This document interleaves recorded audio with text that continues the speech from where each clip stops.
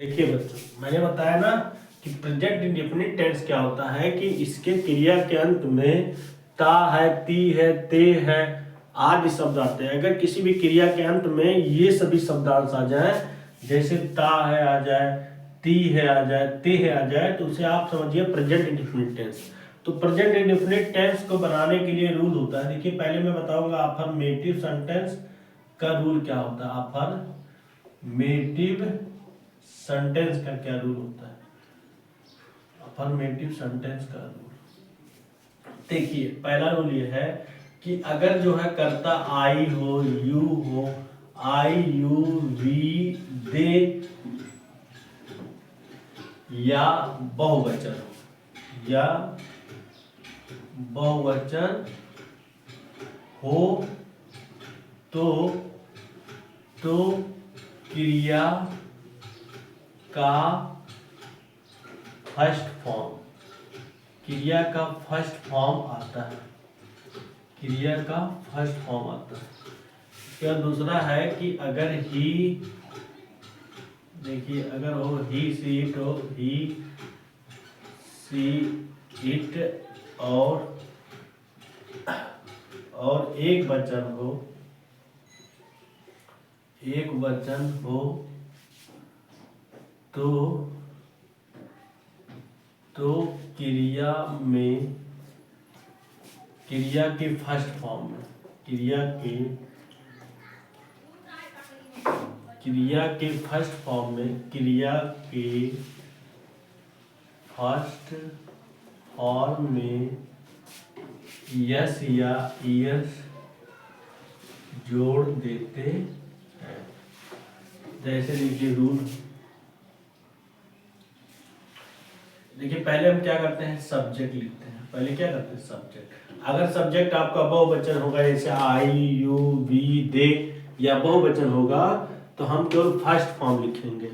लेकिन अगर सब्जेक्ट जो है ही सी इट और एक वचन हो, तो क्रिया के फर्स्ट फॉर्म में यस या यस जोड़ते हैं। जैसे देखिए पहले सब्जेक्ट लिखा जाता है, सब्जेक्ट के बाद जो है फर्स्ट फॉर्म में, क्रिया के फर्स्ट फॉर्म में यस या यस जोड़ते हैं। क्रिया के फर्स्ट फॉर्म में क्या जोड़ते हैं, फर्स्ट फॉर्म में यस या यस, प्लस इसके बाद हम ऑब्जेक्ट लिखते हैं, object plus other word, other word.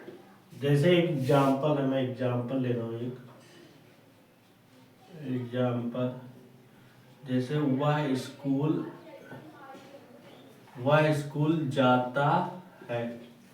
अब देखिए ये वह स्कूल जाता है, तो इसमें जो है ता आया है ना लास्ट में। अगर ता है आया हो तो ये कौन सा टेंस है, पहले आप टेंस पहचानिए। ता है अगर आया है तो ये आपका हो जाएगा प्रेजेंट इंडेफिनिट टेंस, मतलब सामान्य वर्तमान काल हो जाएगा, प्रेजेंट इंडेफिनिट टेंस। अब जब प्रेजेंट इंडेफिनिट टेंस हो जाएगा तो पहले मैंने क्या बताया, पहले सब्जेक्ट लिखा जाएगा। सब्जेक्ट क्या है, ही है ना, वह है ना, तो वह तो ही हो जाए। ही के बाद फर्स्ट फॉर्म लिखेंगे। फर्स्ट फॉर्म क्या है, जाना का फर्स्ट फॉर्म गो होता है। अब गो में यस या यस तभी लगाएंगे जब सब्जेक्ट आपका एक वचन हो। तो सब्जेक्ट आपका एक वचन है ना, ही है, ही हो या एक वचन हो, तो ऐसे कंडीशन में हम यस यस लगाते हैं। तो यहाँ देखो लास्ट में अगर क्रिया के अंत में ओ है ना, तो उसमें हम ईएस जोड़ते हैं। क्या जोड़ते हैं, ईएस। तो यहाँ ईएस हो जाएगा, ही गोज टू स्कूल, वह स्कूल जाता है, ही गोज टू स्कूल। इसके बाद दूसरा मैं लिख रहा हूँ कि वह बाजार जाता है, वह बाजार जाता है। तो देखिए इसमें भी ता है आया कि नहीं लास्ट में। तो जब ता है आया हो तो ये प्रेजेंट इंडेफिनिट टेंस हो जाएगा, और प्रेजेंट इंडेफिनिट टेंस हो जाएगा तो पहले हम सब्जेक्ट लिखेंगे। सब्जेक्ट क्या है, वह है, तो ही हो जाएगा। इसके बाद गोज, गो क्रिया का फर्स्ट फॉर्म गो, ईएस जोड़ देंगे, ही गोज टू मार्केट हो जाएगा। इसके बाद मैं जो है एक और दे रहा हूं, जैसे कि मोहन जो है, मोहन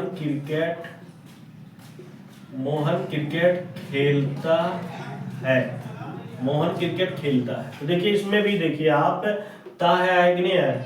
जब क्रिया के अंत में ता आया हो तो आप क्या करेंगे कि ये पहचान जाएंगे कि यहाँ कौन सा टेंस है, प्रेजेंट इंडेफिनिट टेंस है। प्रेजेंट इंडेफिनिट टेंस है तो पहले हम कर्ता लिखेंगे मोहन, मोहन, उसके बाद खेलना है प्ले, प्ले मीन्स क्या होता है खेलना। अब मोहन एक वचन है इसलिए हम यस एस जोड़ेंगे, तो यस जोड़ देंगे, क्रिया में यस जोड़ देंगे, तो Mohan pledge cricket, Mohan pledge cricket. तो ये जो है हो गया आपका जो है अफर्मेटिव सेंटेंस को बनाने का रूल, कि कैसे आप प्रेजेंट इंडेफिनिट टेंस के अफर्मेटिव सेंटेंस को कैसे बनाएंगे। लेकिन मैं अब इसके बाद आपको बताऊंगा कि हम जो है निगेटिव सेंटेंस को कैसे बनाते हैं। अफर्मेटिव सेंटेंस आप समझ गए होंगे। एक मैं एग्जांपल और लिख दे रहा हूं कि वे फुटबॉल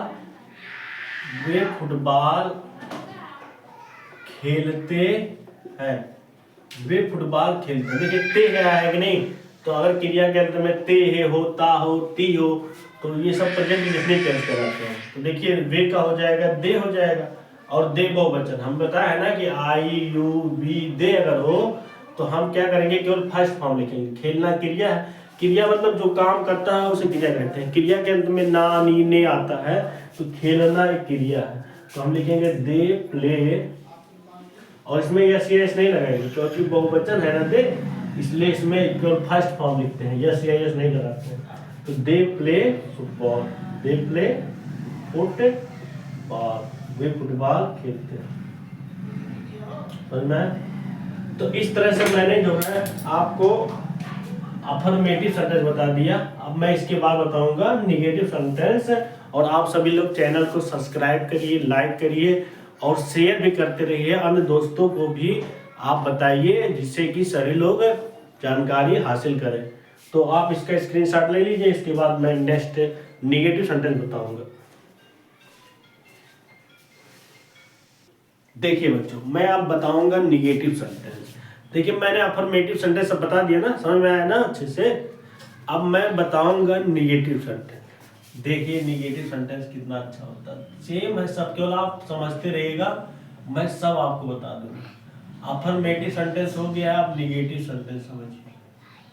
निगेटिव सेंटेंस में क्या होता है कि मैं लिख दे रहा हूं पहले कि इसमें क्या होता है कि आई यू वी दे तथा बहुवचन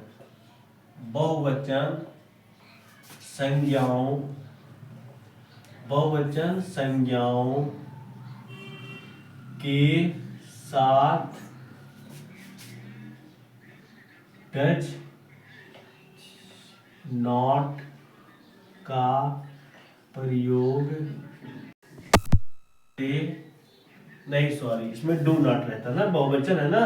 तो आई हो, वी हो, आई यू वी दे अगर बहुवचन संज्ञा है तो उसके साथ हम डू नॉट का प्रयोग करते हैं, और क्रिया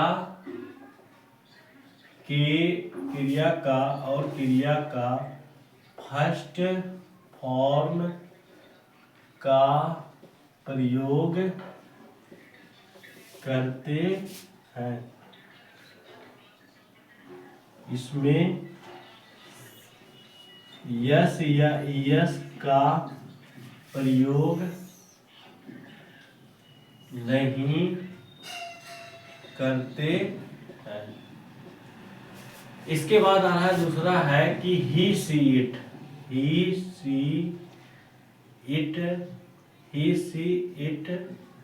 और एक वचन, ही सी इट और एक वचन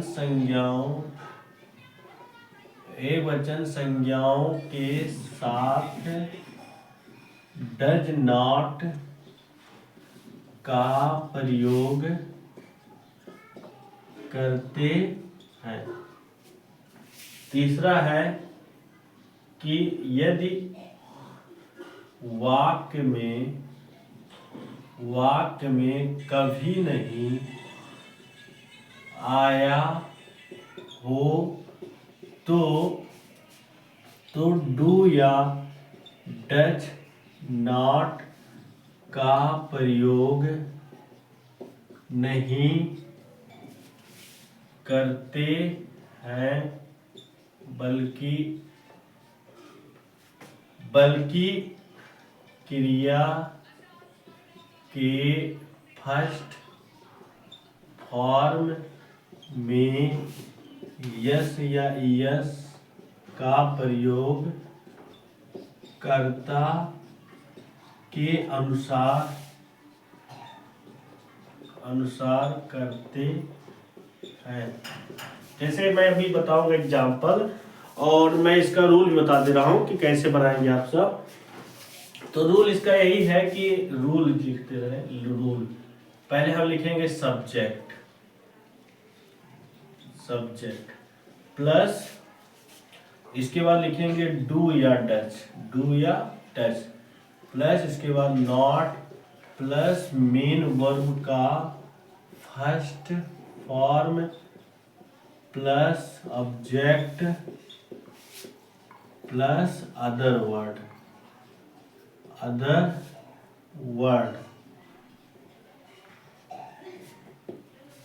जैसे मैं एक एग्जाम्पल लिख रहा हूं कि वह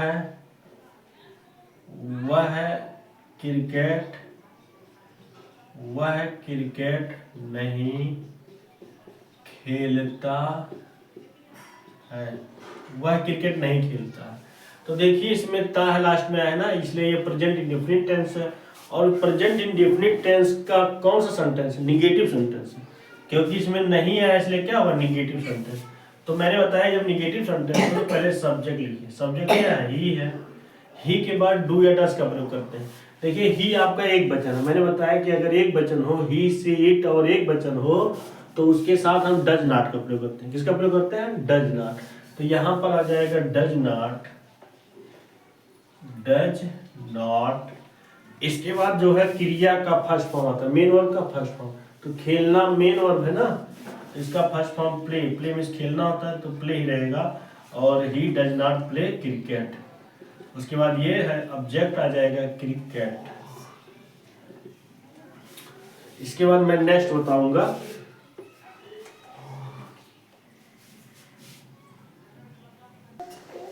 दूसरा एग्जाम्पल है कि मैं आम नहीं खाता हूं। मैं आम नहीं खाता हूं। मैं आम नहीं खाता हूं। मैं आम नहीं खाता हूं। देखिए मैं आम नहीं खाता हूं, इसमें ता हुआ है कि नहीं है? तो मैंने बताया कि अगर किसी वाक्य के अंत में ता हो, ते है, ती है आदि शब्द आते हैं तो उसे कौन सा टेंस कहते हैं? Present indefinite tense. और ये प्रेजेंट इंडेफिनिट टेंस का निगेटिव सेंटेंस है, क्योंकि नहीं आया है ना। तो मैं क्या करूंगा? आई लिखूंगा। देखिए पहले करता रहेगा, आई के साथ मैंने क्या होता है, जब आई है तो उसके साथ डू नॉट का प्रयोग करते हैं। तो आई डू नॉट, और उसके बाद मेन वर्ड का फर्स्ट फॉर्म, खाना मेन वर्ड का फर्स्ट फॉर्म है तो eat. I do not eat mango. I do not eat mango. मैं आम नहीं खाता हूँ। I do not eat mangoes रहेगा। क्यों? क्योंकि कर्ता जब बहुवचन है तो ये जो मतलब ऑब्जेक्ट है वह भी बहुवचन में आएगा। तो मैं आम नहीं खाता, एक आम थी ना वो खाएगा, ज्यादा आम खाएगा ना क्योंकि बहुवचन है कर्ता। तो आई डू नॉट ईट मैंगोज।